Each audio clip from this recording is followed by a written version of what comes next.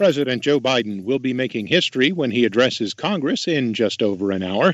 We get more from AP's Sagar Meghani. It began 14 years ago. I have the high privilege and the distinct honor of presenting to you the President of the United States. President George W. Bush said he had his own honor and privilege. As the first president to begin the State of the Union message with these words, Madam Speaker. Since then, Nancy Pelosi sat on the House chamber rostrum for several presidential addresses, next to men. I, Kamala Devi Harris, solemnly swear. Tonight marks the first time two women will preside. Pelosi tells MSNBC it's exciting and wonderful and about time. The vice president's office says the moment will speak for itself. Sagar Meghani, Washington. Live coverage of the president's speech begins at 1 hour UTC at voanews.com. India's death toll from COVID-19 continues to climb, moving past 201,000 by early Thursday. That puts the South Asian nation fourth in the world behind the United States, Brazil, and Mexico. Reuters' Lucy Fielder has more. A grim scene captures the sheer number of dead. Row upon row of bodies burning on makeshift platforms as cremation grounds have become overrun. Across New Delhi, people are turning to temporary facilities, undertaking mass burials and cremations. Mourners have turned to parking lots and parks as families grow desperate to bury their loved ones. International help is starting to get through, though. Supplies arriving in New Delhi included ventilators and oxygen concentrators from Britain, with more sent from Australia, Germany and Ireland, while Singapore and Russia pledged oxygen cylinders and medical supplies. That's Reuters' Lucy Fielder. A man linked to the Capitol riot in January has been convicted of making threats against lawmakers. AP's Mike Gracia reports. A man who admitted creating a series of menacing social media posts was convicted Wednesday on federal charges of threatening to kill members of Congress. A jury in federal court in Brooklyn found 37-year-old Brendan Hunt guilty after a week-long trial. Prosecutors alleged Hunt called for the public execution of House Speaker Nancy Pelosi, Representative Alexandria Ocasio-Cortez, and Senator Charles Schumer. Hunt, who admitted posting videos and other materials supporting the January 6th riot at the U.S. Capitol, testified that he never thought his videos would be taken seriously, and they were often created while he was impaired from smoking pot and drinking beer. I'm Mike Gracia. Satellites show the world's glaciers are melting faster than ever. AP's Shelley Adler has details. It's the same story. Glaciers are melting. It's a global phenomenon. World Glacier Monitoring Service Director Michael Zemp. 10 years ago, we were saying that the glaciers are the indicator of climate change, but now actually they become a memorial of the climate crisis. And Zemp points out that the world's glaciers should react differently to climate change depending on where they are. But that's not happening. What is really surprising, actually, is that a vast majority is basically showing the same signal. And this is a strong indication that there must be a common global forcing that is doing that. Half the world's glacial loss is coming from the United States and Canada. I'm Shelley Adler. The U.S. Space Agency NASA says astronaut Michael Collins, one of the 3 men who flew on the first manned mission to land on the moon, has died of cancer. He was 90. We get details from AP's Ed Donahue. Collins made history on Apollo 11. It's one small step for man, one giant leap for mankind. Neil Armstrong was the first to set foot on the moon. Buzz Aldrin was with him. Michael Collins was back in the command module. Speaking in 2019, Collins says he'd always been asked. Wasn't I the loneliest person in the whole lonely history of the whole lonely solar system when I was by myself in that lonely orbit? And the answer was no. Michael Collins liked going to the moon, but I want to go direct to Mars. His family says Michael Collins had been fighting cancer. I'm Ed Donahue. A down day on Wall Street, with all 3 major indices closing in negative territory. The Dow Jones dropped 0.48%, the S&P dropped by 0.08%, the Nasdaq fell 0.28%.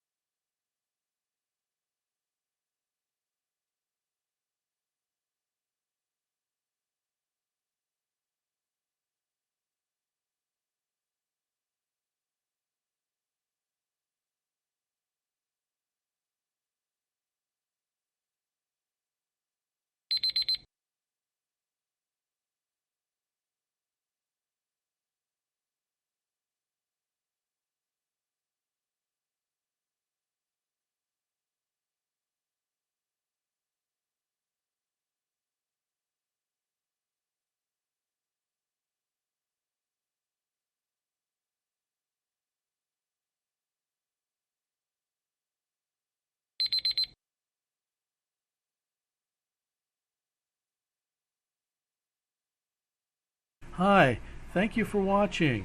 I hope the videos are useful for you. Please subscribe to my channel using the button below.